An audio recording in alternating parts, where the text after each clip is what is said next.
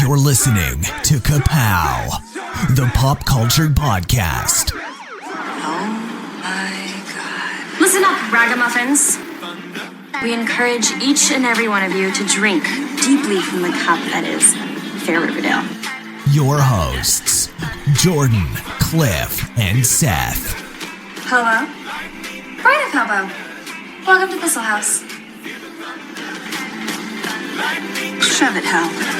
Welcome back to Ka-Pow, the pop culture podcast. It's Riverdale time. My name is Jordan Lowe. Cliff Barnes. Hype! Riverdale. So, all right, now let's make some what we were born to damn. do. Oh, man. Been stretching these out. Eventually. Feels like a special occasion when we sit down to do one now. Yeah. It's like, I mean, that's kind of, let me think of a not sad way to put this. What if your favorite chef cooked your favorite meals and put them in the freezer and then died, and you only had 33 meals in there to eat, and you thaw one out every once in a while? That's what this is. What dinner is this, Jordan? What number? I got a quandary. What? Possible quandary. All right. A Dale quandary. My cable provider, who will go unnamed, has just announced prices are going up again on my next bill, and it's just gotten a little ridiculous. So I've been shopping around trying to figure out where I can go. Do I need to cut the cord? How in the world do I watch baseball? Trying to figure this out, all with over 30 episodes still on my DVR of Riverdale. I'm thinking I cannot cancel this without watching all 30 of these, can I? They're on Netflix. Just whatever you do, you're gonna have to include Netflix. That's a lot cheaper than cable. Yeah, that's true. That's true. How much is a paperclip to jab to the back of my TV? Oh. I can only save like 3 episodes on my paperclip. So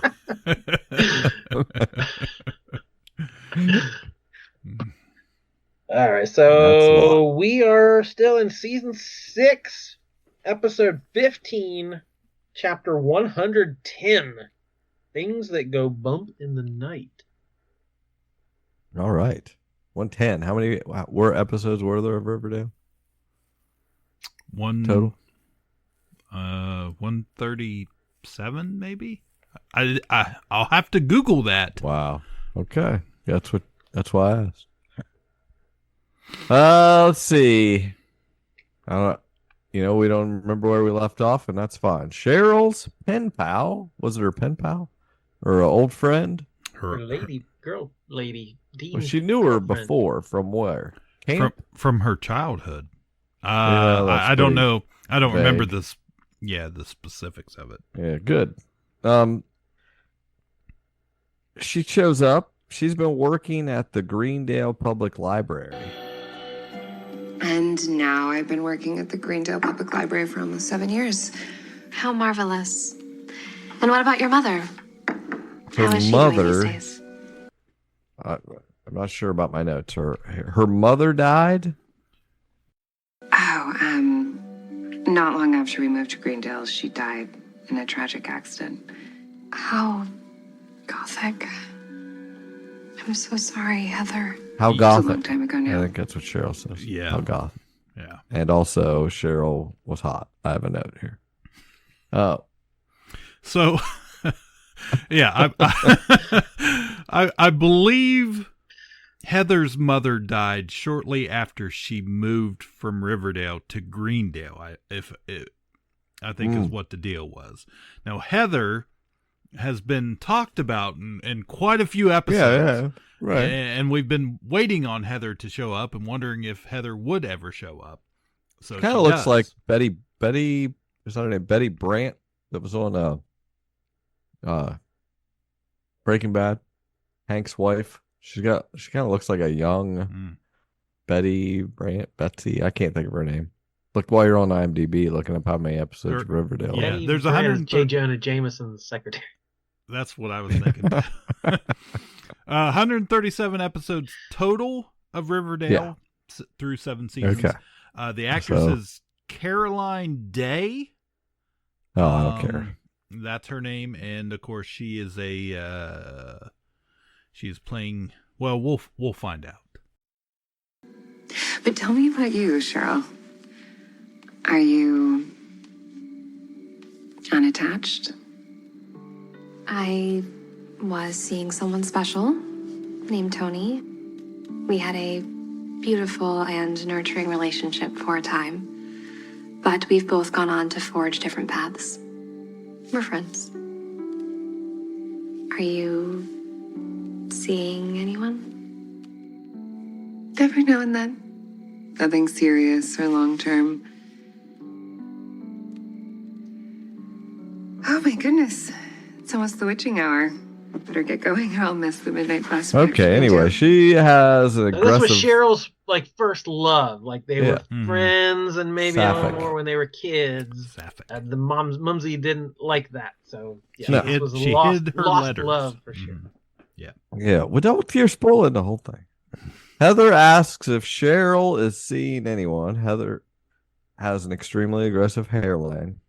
It was just really, it's like you barely have any forehead. It's all hairline. Cheryl mentioned TT was in her past. Heather likes to play the field and she needs to hurry or she's going to miss the midnight bus back to Greendale. We know Cheryl. We know what's in Greendale. Sabrina. Sabrina. Okay. Don't want to be out after dark. Yeah. Don't like Greendale. Ray Parker Jr. I always make references to in every episode. We're gonna make a reference to this conversation we had off air about Ray Parker Jr. being scared of ghosts. So here it is. We're bringing it up. Scared of ghosts. He doesn't stay out after dark. What a twist. Okay. Wait, Heather, before you leave.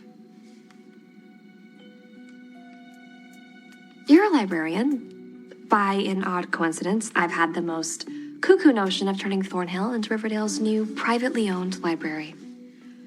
How Kismet? Since you're a scholar of the library sciences, would you mind helping me? Cheryl, of course. Why don't I come back tomorrow? Cheryl wants to ask this librarian a question because she's been having a cuckoo idea of turning Thornhill into a new privately owned library. How you know what Heather says? How Kismet. How Kismet. It's not an expression. Pops, Tabitha Tate, not TT, another twist, is back. She couldn't get Pops declared a historical landmark. She's got a new idea. At the FBI, Betty says her mom let her dad's evil flourish. And she even helped him bury a body, which rotted under their family dining room table for decades. You know, we didn't know all this. Everybody knows. Who could forget? That's the Cooper's apple pie served over an unmarked grave. Whoever this lady is that she's telling us to, whenever she's in whatever every episode that we go to the FBI or whatever, it's some new person every time. There's some new person for the episode. Are you referring to Agent Jillian Drake? Agent Drake. Agent the most Jillian important Drake. character in the show. We just didn't know the name yet. And your father was groomed by his mother to kill, wasn't he? My disturbing inheritance. Your father was groomed to kill by his mother, and she's like, "Yeah, that's my inheritance." The agent suggests that she moved out of that weird house and she should move in with her boyfriend or girlfriend. Just feeling that out. House Sapphic, yeah. Agent Cooper, Betty, you survived 18 years of trauma in that house. And you need to move out of it ASAP. Is there a place you can go to? A boyfriend's house or a girlfriend's? Agent Drake, Jillian what a Drake. good agent. She's investigating every angle. Mm-hmm. That's right. Well, thank you for the impromptu therapy session, Agent Drake. I'm glad you requested a transfer to help with TBK. Well, of course. And it's Jillian or just Drake if you At prefer. the Andrews abode, Archie is about to walk some weird dog. Who's this dog? It was some weird dog. That's not a dog I recognized. It wasn't. It's not Bingo. Vegas. Right? It must have been Bingo. It must have been Bingo. Yeah, it's not Vegas. Yeah, it's Bingo, but I didn't recognize. I didn't know Bingo, I guess. I still miss Vegas. Betty arrives. There's a portrait in gauche of the Roadster. I thought that was kind of they got some art on the wall of the jalopy. That's what it was. Yeah, the jalopy.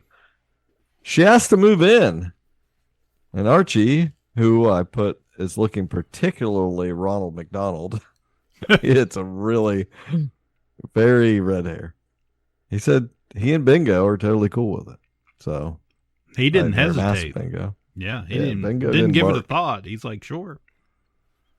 You don't live here already? Oh, exactly. At Fangs and TT's home, Jennifer, the social worker, maybe is there to help because Kevin is still filing for custody, and they've got some problems. The bank says, that they're gangbangers, I guess, so they can't give them a loan or let them have custody. Tony points out that she is a guidance counselor, which that's kind of, I am a guidance counselor. I'm also baby Anthony's mother. But Fangs does work out, he's at a bar, he works at a bar, and so it's not a slam dunk. The judges are sketchy, so we'll see. At the Andrews, Tabitha suggests dismantling the diner brick by brick and putting it into storage until she can find land to put it on that won't fall under Percival's eminent domain. How clever. Let's just move the actual Pops diner. Archie says, but we've learned Pops is supposed to be the site of the final apocalyptic battle. Right. And they're just ready to move it. I don't know if that could ever work. Archie says, hell yeah, let me get a crew together. Immediately, he's on board for any idea that comes in. He just agrees. Such an agreeable. He's like, Bingo and I say, hell yeah. Me and Bingo move that brick by brick. And she's like, well, hurry up because he's going to be bulldozing in a few days. And Archie says, and I got the screenshot I've been waiting to use. Yeah, well, he sucks. He says, yeah, well, he sucks. I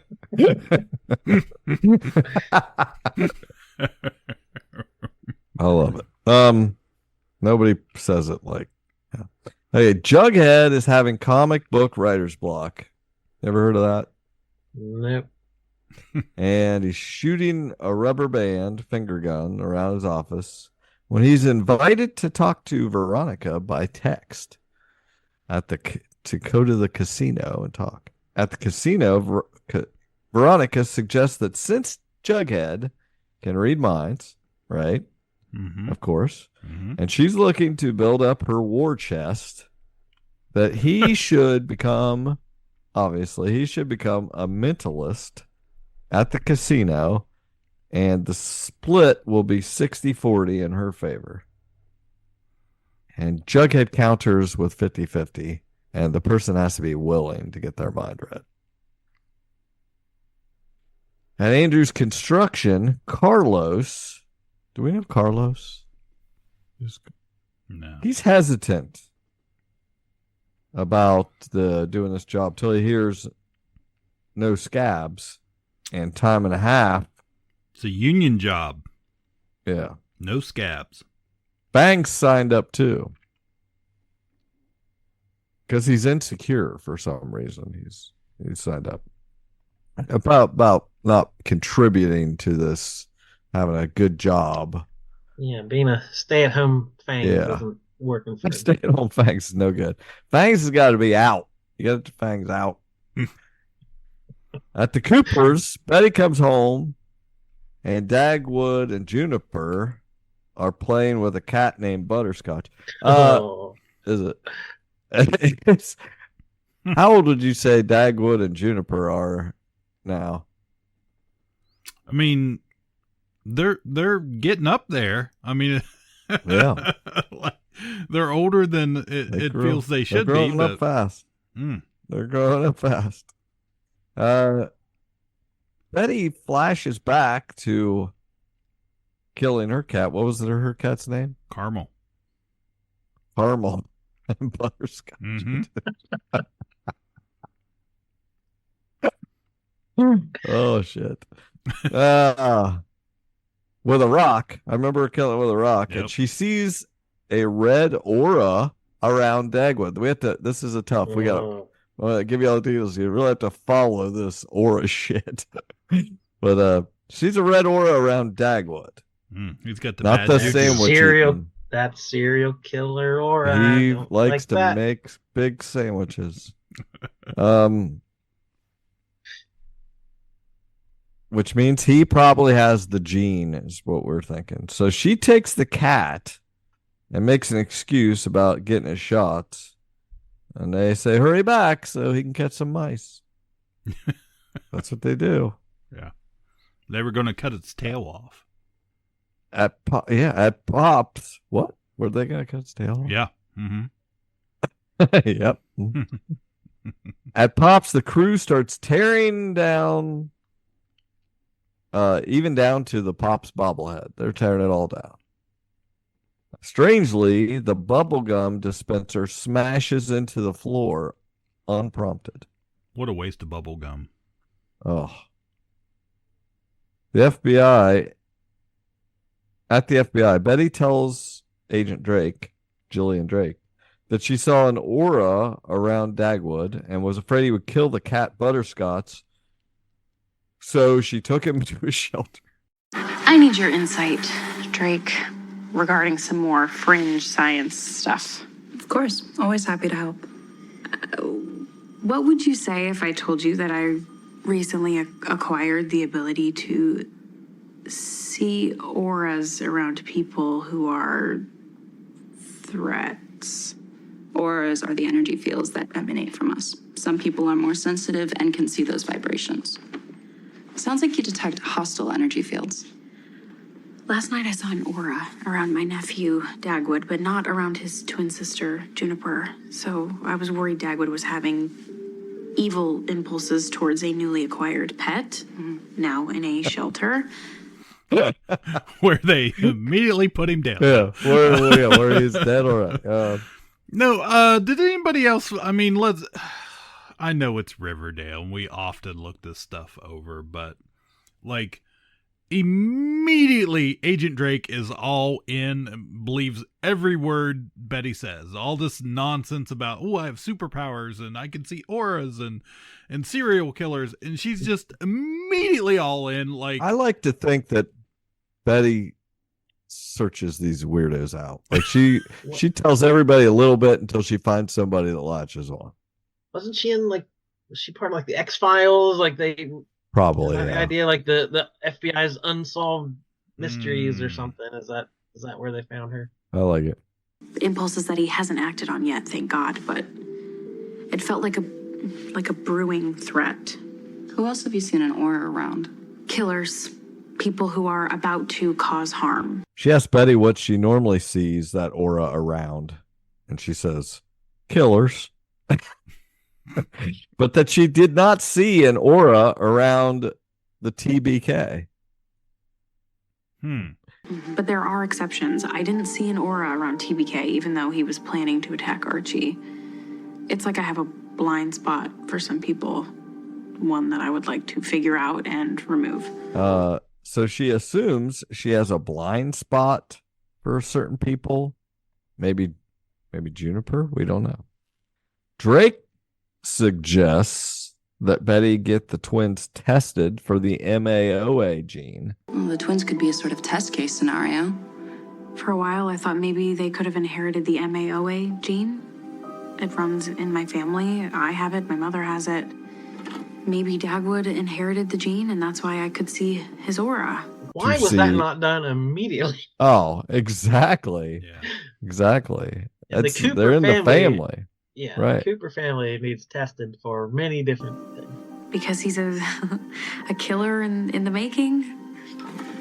Get the twins tested for the gene. Find out if one or both or neither has it. She says, and this is the best line of the whole thing.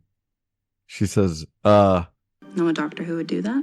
Betty, do you know a doctor who would do that?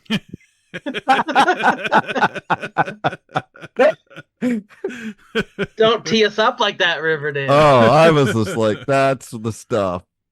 And Betty just grins. I was like, yes. She knows what's up.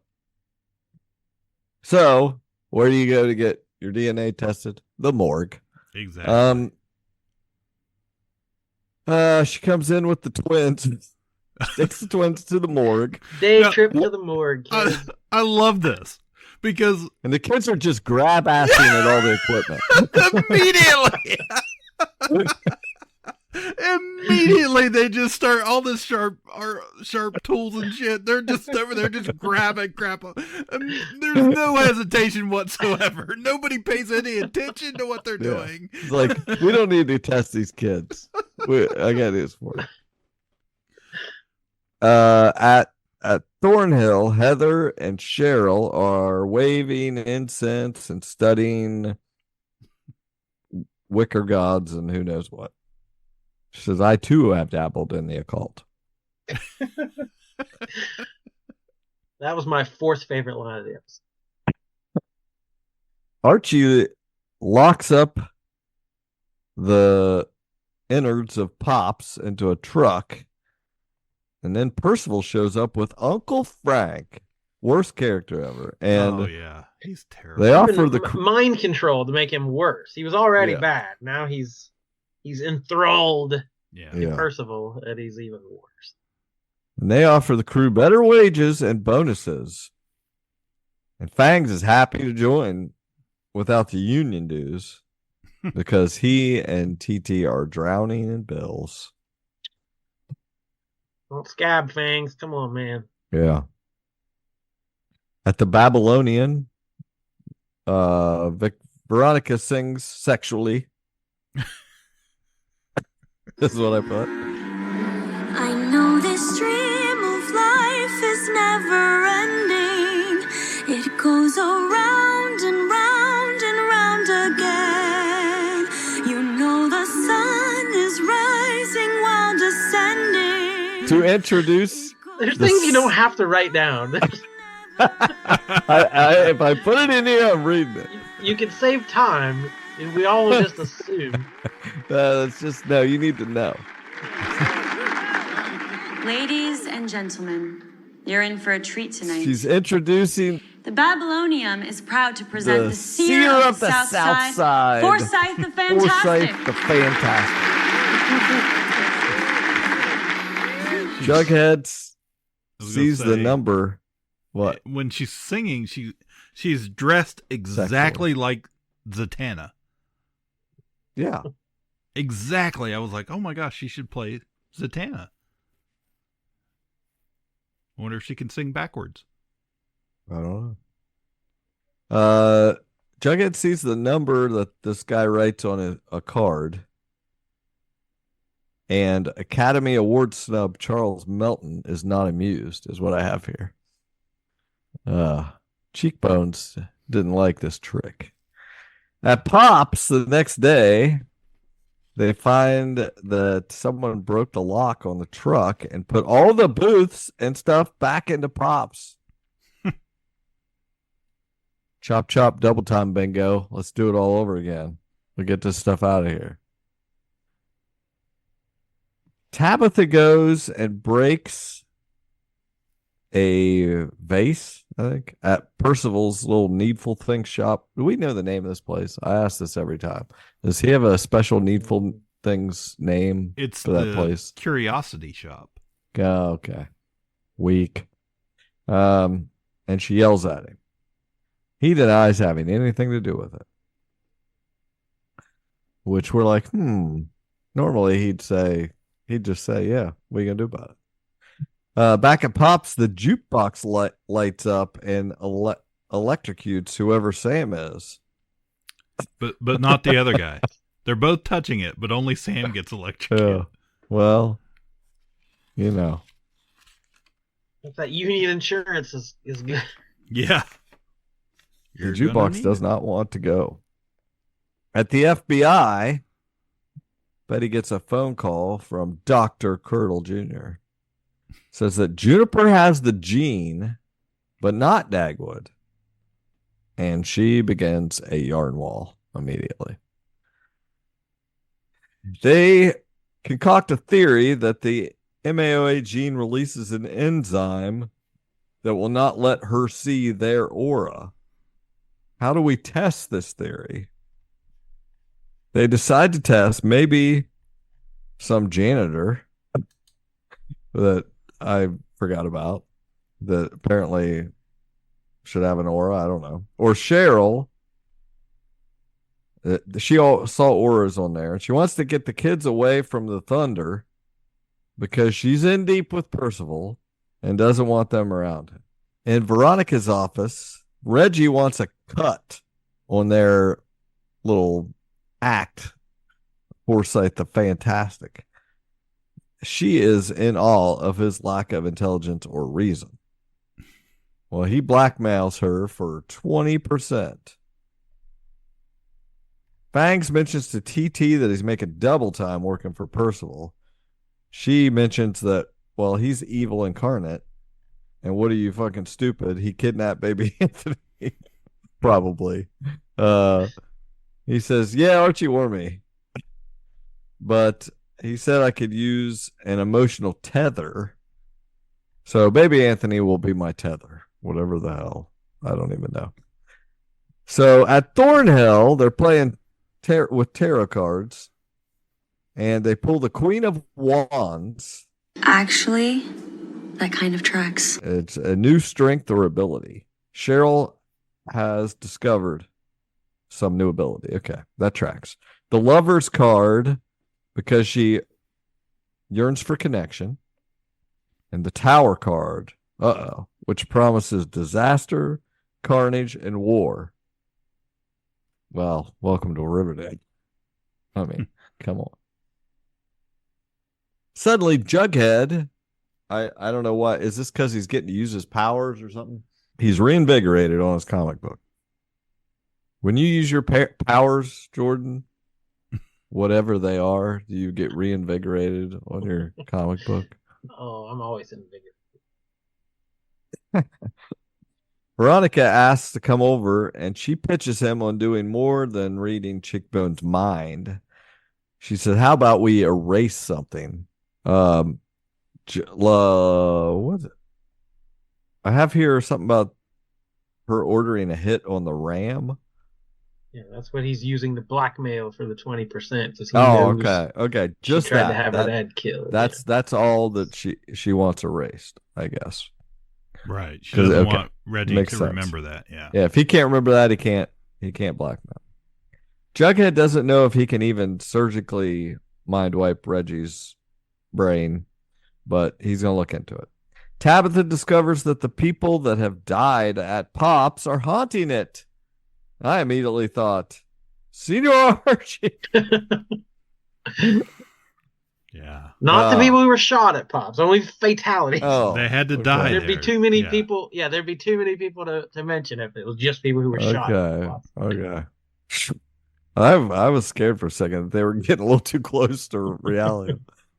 Archie says this is the least of his worries right now. Okay.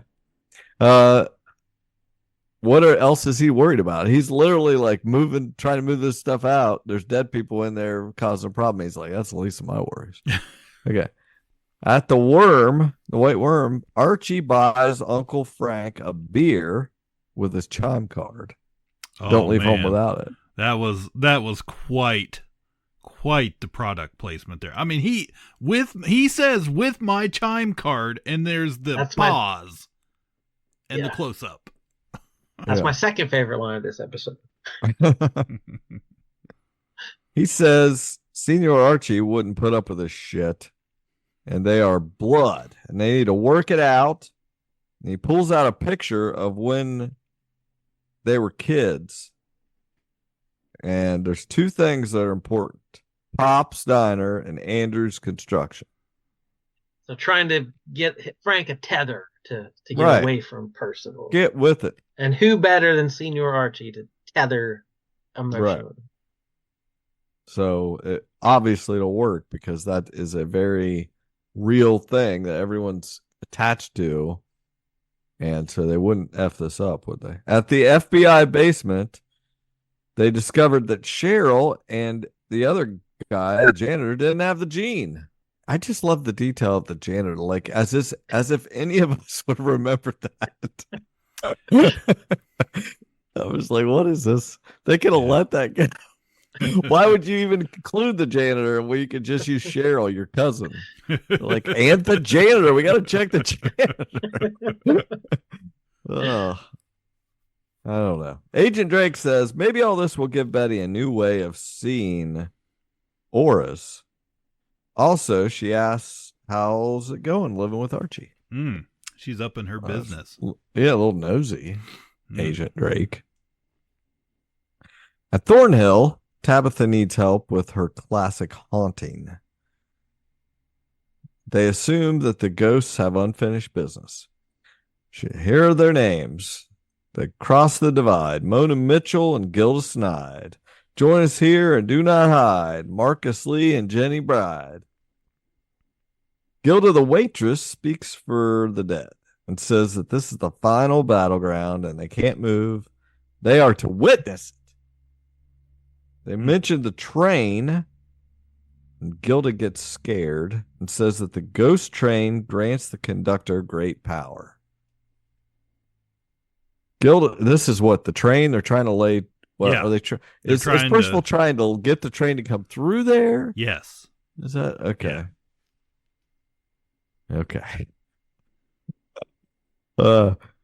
With great power comes the train. Gilda says you have to dismantle it only briefly. Otherwise, they'll dissipate. And no one will be there to witness the battle to defeat this eldritch evil. So we got to take it apart and put it back together real quick before the ghosts leave. And Ray Parker Jr. can't come out. If Ray Parker Jr. sees these ghosts, it's all over.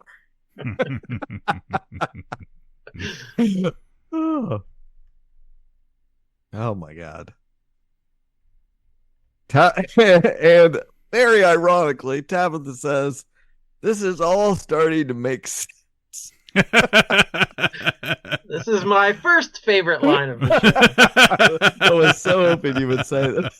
Because Tabitha says, this is all starting to make sense. And then Cheryl replies, is it? Like with a slight edge to her tone. It's like, this is all starting to make sense. She's like, is it? Really? Is it? Loved it. Oh my God. I love this show. At the FBI, Grandma Thunder shows up and tells Betty she has always been a bad person. And she hopes she's never a mother.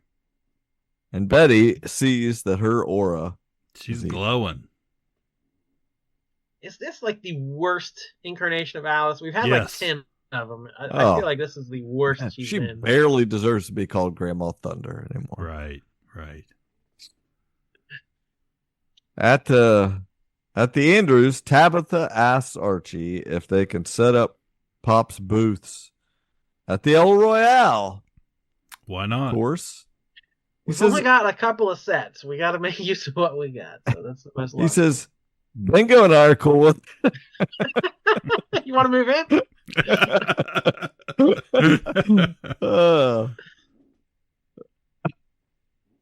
Uncle Frank.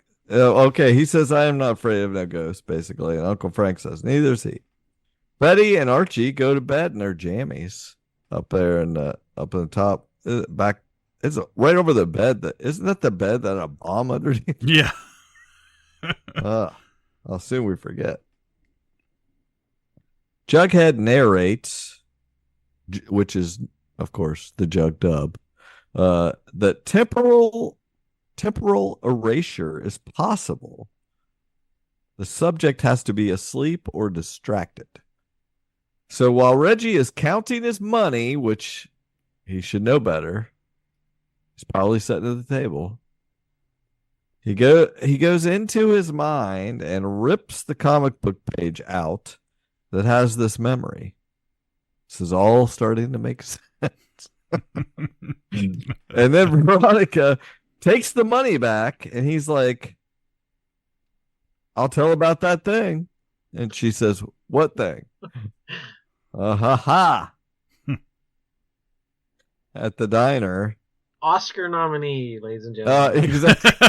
No, he was snubbed. So we'll allow it. This performance. At the diner, Gilda and the other souls have already moved the furniture out, so they have less work to do, which was pretty neat.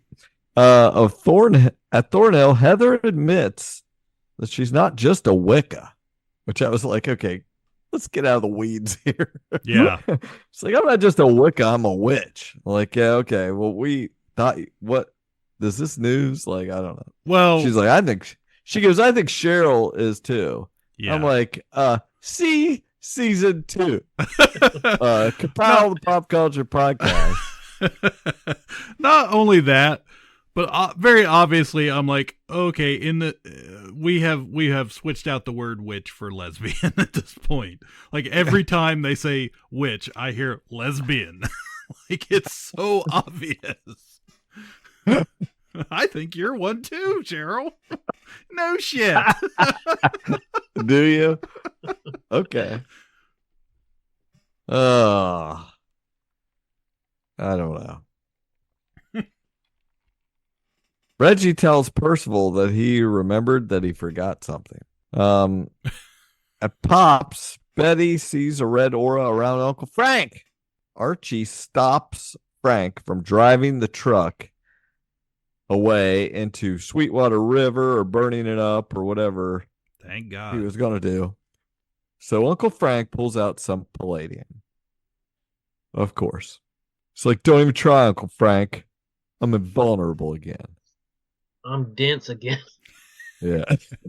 My density is back. Yeah.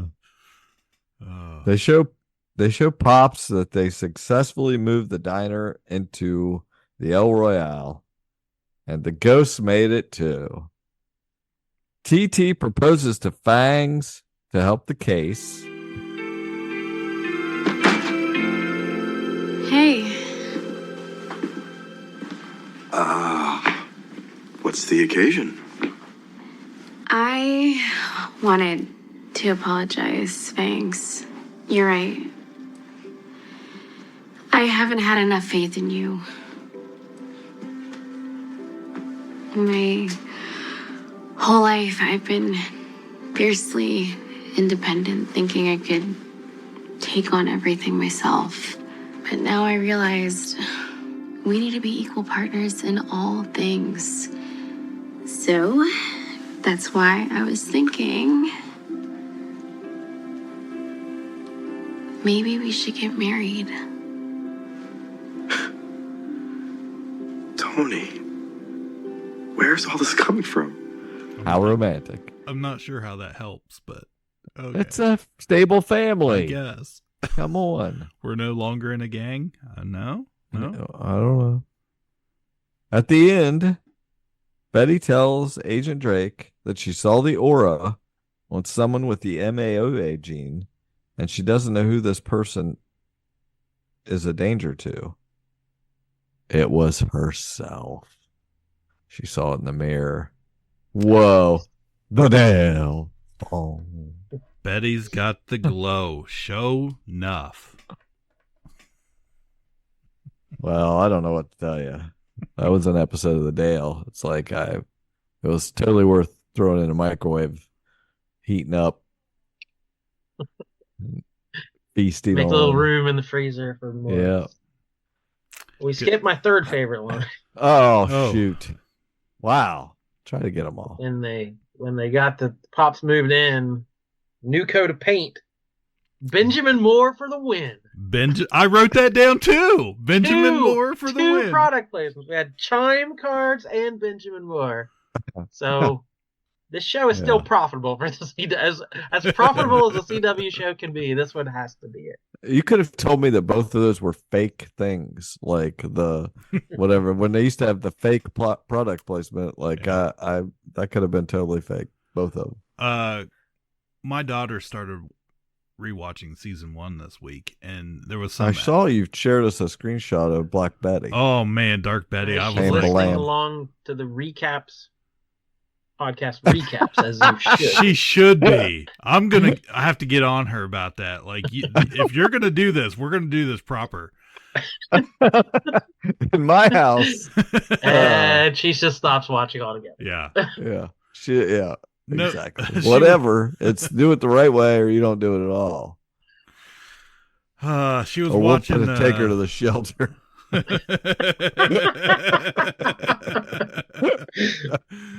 Oh, give me that cat. No, she was watching some random episode in season 1, and there was some just blatant product placement, and I was just like, man, yeah, Revlon or something. Yeah, that was the makeup. That was the makeup season where every episode had a close up of applying makeup. But it did the same thing as the chime card. Like, it paused for like half a second and it kind of zoomed in, and I was just like, okay, so we've been doing this the whole time. Yeah. Oh yeah. Good stuff. Oh, we haven't got a good sub and Dorito lunch since the Ram left. No, that's true. No, that's true. Missed the Ram. No more wrestling. Hopefully singlets, soon. No more mob. I mean, come on. It's the heart of the Dale. These are key ingredients. Nice to go stack of pancakes. Yeah. Get your box. More from the Dale and KPP. Check us out wherever we are. We'd appreciate that. Listen, download, share, comment, like, subscribe, patron. Is that all the actions they could take? The socials. Yes. Yes. And keep watching Riverdale. We will never stop. As long as it's available to stream. New generations will discover it, and we will still be there talking about it. Until then, my name is Jordan Lowe. Cliff Barnes. I'm Seth. Bye forever. Ka-Pow, the pop cultured podcast, is intended for entertainment and information purposes only. Sounds, music, and clips played during the podcast are property of copyright holders. All original content is property of www.udownwithkpp.com. If you enjoyed this podcast, please subscribe and leave a comment. Ka-Pow, the pop cultured podcast, can be found on Apple Podcasts, Google Podcasts, Podbean, Spotify, and wherever podcasts can be found. You can connect with us through social media on Facebook, YouTube, at the Ka-Pow Podcast on Twitter, or email the show, Ka-Pow, the pop cultured podcast @gmail.com. If you really want to go the extra mile, join our Patreon at patreon.com/udownwithkpp for special content and access to Patreon-only benefits. We are grateful for anyone who chooses to contribute, but please know that most of our content will remain free. So please continue to like, comment, and share.